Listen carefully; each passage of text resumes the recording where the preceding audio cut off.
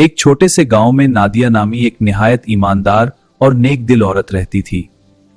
उसका शौहर हारित एक मजदूर था जो दिन भर मेहनत करता मगर आमदनी बहुत कम थी। गुर्बत के बावजूद नादिया हमेशा अल्लाह का शुक्र अदा करती और हलाल रिस्क पर कनात करती।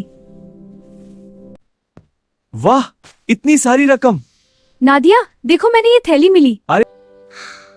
ये हमारा हक नहीं है, हमें इसके असल मालिक को तलाश करना चाहिए।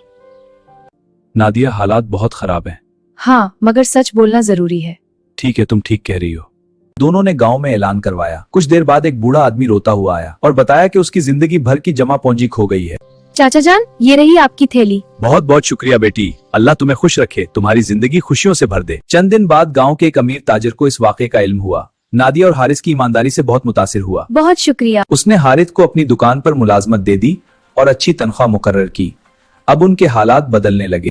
देखा, अल्लाह ईमानदारी का सिला जरूर देता है। जी हाँ, मैंने सीख लिया कि हलाल और सच्चाई में ही बरकत है। सबक: ईमानदारी और सब्र करने वालों को अल्लाह कभी मायूस नहीं करता बल्कि बेहतर बदला अता फरमाता है।